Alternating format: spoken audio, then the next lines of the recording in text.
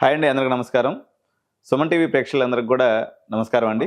ఇందులో భాగంగా ఈరోజు భారతదేశంలో దుమారం నేపుతున్నటువంటి సబ్జెక్టు, విద్యార్థులందరూ కూడా యాంగ్జైటీతో నరాలు తెగేటువంటి ఉత్కంఠతో ఎదురు చూసినటువంటి సుప్రీంకోర్టు యొక్క జడ్జిమెంట్ నిన్న గురువారానికి వాయిదా పడింది. సో ఇందులో ఏం విశేషాలు ఉన్నాయి, దానికి సంబంధించి పేరెంట్స్ యొక్క కన్సర్న్ పాయింట్స్ ఏంది, ఏం జరిగే అవకాశం ఉందని మనం చూద్దాం. సో ప్రశ్నపత్రం లీక్ అనేది నిజం, ఇది క్లారిటీ అయిపోయింది. సో జరిగిందా లేదా, అసలు నిజంగా లీకేజ్ అనేది జరిగిందా అనేటువంటి అంబిగ్యూటీకి తెరదించుతూ లీకేజ్ అనేది మాత్రం నిజంగా జరిగింది అని. Master minds the pride of India. Inter, MPC, BiPC, MEC, CEC చదివిన విద్యార్థులకు సిఏ మరియు సిఎంఏ ఫౌండేషన్ కొరకు నూతన బ్యాచెస్ ప్రారంభం. చీఫ్ జస్టిస్ ఆఫ్ ఇండియా నేతృత్వంలోని ధర్మాసనం క్లియర్ కట్గా లీకేజ్ అనేది నిజం అనేటువంటిది ఒకసారి మరి వాళ్ళు చెప్పడం జరిగింది. సో అయితే దీని యొక్క విస్తృతి ఎంత అనేది తెలియాలి. విస్తృతి అంటే ఇప్పుడు యాక్చువల్గా బీహార్లో కొంతమంది అరెస్ట్ అయ్యారు. ఆల్మోస్ట్ సిబిఐ వాళ్ళు 8 ఎఫ్ఐఆర్లు ఇప్పుడు దీని మీద కట్టడం జరిగింది. అదేవిధంగా బీహార్ పోలీస్ డిపార్ట్మెంట్ వారు, సిఐడి డిపార్ట్మెంట్ కూడా అనేక కేసులు దీని మీద కట్టినారు. సిబిఐ వారు కూడా మొత్తం ఇప్పటివరకు 8 మంది అనుమానితులను అనుకోండి, లేకపోతే లీకేజ్లో పాత్రదారులని, సూత్రధారులని కొంతమందిని అరెస్ట్ చేశారు. అయితే ఇందులో తేలాల్సినటువంటి అనేక విషయాలు ఉన్నాయన్నమాట. ఫస్ట్ విషయం ఏంటంటే, ఇందులో అక్రమంగా లబ్ధి పొందినటువంటి లబ్ధిదారులు ఎంతమందిలో తేలాల్సిన అవసరం ఉంది. అంతేకాకుండా ఇప్పుడు బీహార్లో లీక్ అయినటువంటి పరిస్థితి ఏదైతే ఉందో, మొత్తం నిన్న జస్టిస్ లాయర్స్ని ఎవరైతే ఉన్నారో పుంకాలుగా అనేక ప్రశ్నలు సంధించడం జరిగింది. ఎటువంటి ప్రశ్నలు అన్నట్లయితే, ఈ యొక్క నీట్ ఎగ్జామ్ ప్రిపరేషన్ దగ్గర నుంచి, దీని యొక్క ప్రిజర్వేషన్ దగ్గర నుంచి, డిస్ట్రిబ్యూషన్ దగ్గర నుంచి, ఇది మొత్తం ఎలా జరుగుతుంది అనేటువంటిది పూర్తి వివరాలు సమర్పించమనేటువంటి ఒకటి. రెండోది వచ్చేసి, ఒకవేళ లీకేజ్ జరిగినట్లయితే లీకేజ్ జరిగినటువంటి ప్రతి స్టెప్పు, అంటే ఏ సెంటర్లో ఏ దశలో ఎగ్జామ్ జరిగింది, ఎగ్జామ్ పేపర్ లీక్ అయింది, ఉదాహరణకి ఎగ్జామ్ స్టార్ట్ అయిన తర్వాత లీక్ అయినట్లయితే ఎంతమంది పిల్లలకి చేరేటువంటి అవకాశం ఉంది, ఇది ఆఫ్లైన్లో లీక్ అయిందా లేకపోతే ఆన్లైన్లోకి వచ్చేసి టెలిగ్రాము లేకపోతే వాట్సాప్ లాంటి గ్రూపుల్లో ఏదైనా సర్క్యులేట్ అయిందా. సర్క్యులేట్ అన్నట్లయితే దానికి సంబంధించినటువంటి వీడియో ఏదైతే టెలిగ్రామ్లో వైరల్ అయిందో, ఈ వీడియోని ఫోరెన్సిక్ నిపుణులు, అదేవిధంగా సైబర్ సెక్యూరిటీ నిపుణుల ద్వారా పరిశీలించి ఈ వీడియో యొక్క విస్తృతి ఎక్కడి నుంచి ఎక్కడి దాకా పయనించింది అంటే, అల్టిమేట్గా సుప్రీంకోర్టు ఏం కోరుకుంటుంది అంటే, ఏం అడుగుతుంది, ఎందుకంటే 24 లక్షల మంది విద్యార్థులు, తద్వారా కుటుంబానికి నలుగురు సభ్యులు వేసుకున్నా కానీ దగ్గర 1 కోటి మంది జీవితాలకు సంబంధించినటువంటి విషయం అన్నమాట ఇది. ఆ మాట చీఫ్ జస్టిస్ గారు చెప్తూ, రీనీట్ అనేది చిట్ట చివరి ఆప్షన్గా మేము పెట్టుకున్నాము. ఫస్ట్ ఆఫ్ ఆల్ ప్రతి పాయింట్ని they are considering very seriously.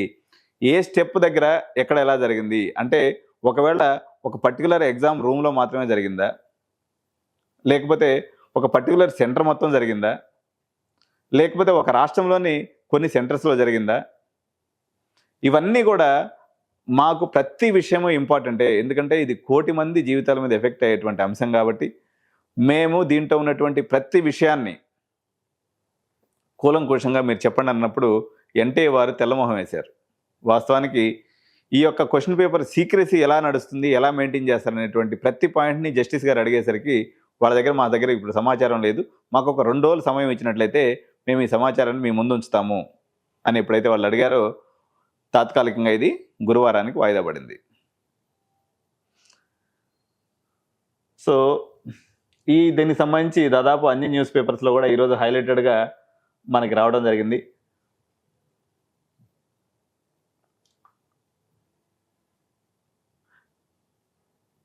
ఎప్పుడైతే 100% మార్కులు 67 మంది విద్యార్థులకి వచ్చినాయో, గతంలో ఎన్నడూ కూడా ఇంత ఎక్కువ మందికి గరిష్ట మార్కులు రాలేదని గుర్తు చేసింది. నీట్ యూజీని రద్దు చేయొద్దని కోరుతూ 50 మంది గుజరాత్ విద్యార్థులు విడిగా దాఖలు చేసిన పిటిషన్ పైన ధర్మాసనం విచారణ జరుపుతోంది.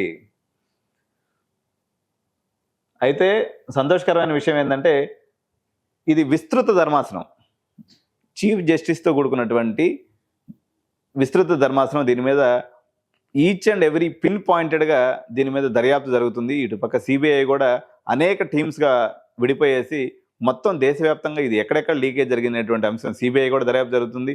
దాంతోపాటు భారత సైబర్ సెక్యూరిటీ నిపుణుల యొక్క బృందం కూడా దీని యొక్క విస్తృతి ఎంత ఉందనే విషయంలో కూడా చాలా కూలంకుషంగా పరిశీలన చేస్తుంది. కాబట్టి ఈ దర్యాప్తులో పూర్తిస్థాయి విషయాలన్నీ కూడా బయటకు వస్తాయి. అదేవిధంగా విద్యార్థులకి అన్యాయం జరగనటువంటి రీతిలో సుప్రీంకోర్టు జడ్జిమెంట్ ఉంటుందని గురువారం రోజు ఆశిస్తూ థ్యాంక్ యూ సో మచ్.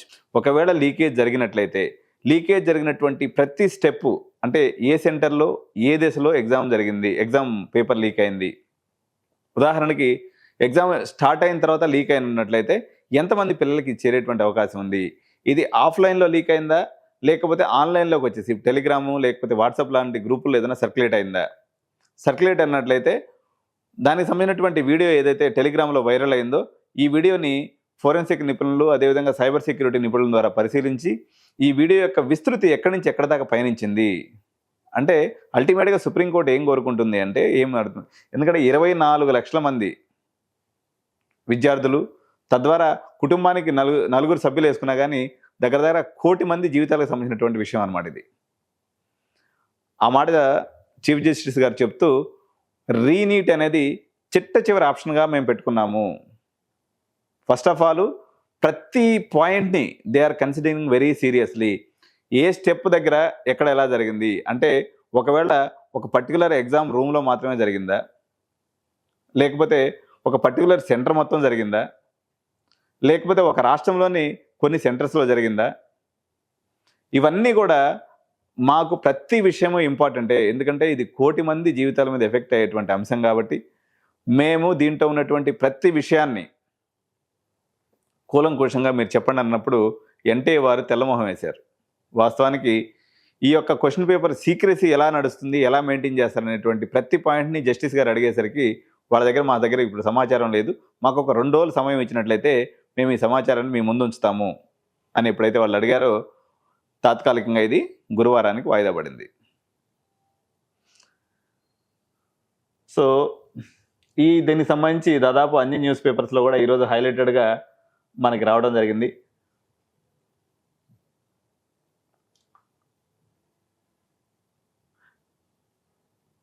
ఎప్పుడైతే 100% మార్కులు 67 మంది విద్యార్థులకి వచ్చినాయో గతంలో ఎన్నడూ కూడా ఇంత ఎక్కువ మందికి గరిష్ట మార్కులు రాలేదని గుర్తు చేసింది. నీట్ యూజీని రద్దు చేయొద్దని కోరుతూ 50 మంది గుజరాత్ విద్యార్థులు విడిగా దాఖలు చేసిన పిటిషన్ పైన ధర్మాసనం విచారణ జరుపుతోంది. అయితే సంతోషకరమైన విషయం ఏంటంటే ఇది విస్తృత ధర్మాసనం, చీఫ్ జస్టిస్తో కూడుకున్నటువంటి విస్తృత ధర్మాసనం దీని మీద ఈచ్ అండ్ ఎవ్రీ పిన్ పాయింటెడ్గా దీని మీద దర్యాప్తు జరుగుతుంది. ఇటుపక్క సిబిఐ కూడా అనేక టీమ్స్గా విడిపోయేసి మొత్తం దేశవ్యాప్తంగా ఇది ఎక్కడెక్కడ లీకేజ్ జరిగినటువంటి అంశం సిబిఐ కూడా దర్యాప్తు జరుగుతుంది. దాంతోపాటు భారత సైబర్ సెక్యూరిటీ నిపుణుల యొక్క బృందం కూడా దీని యొక్క విస్తృతి ఎంత ఉందనే విషయంలో కూడా చాలా కూలంకుషంగా పరిశీలన చేస్తుంది. కాబట్టి ఈ దర్యాప్తులో పూర్తిస్థాయి విషయాలన్నీ కూడా బయటకు వస్తాయి. అదేవిధంగా విద్యార్థులకి అన్యాయం జరగనటువంటి రీతిలో సుప్రీంకోర్టు జడ్జిమెంట్ ఉంటుందని గురువారం రోజు ఆశిస్తూ thank you so much. By. Suman టీవీలో మీ పర్సనల్ అండ్ బిజినెస్ ప్రమోషన్స్ కోసం కింది నెంబర్కి కాంటాక్ట్ చేయండి.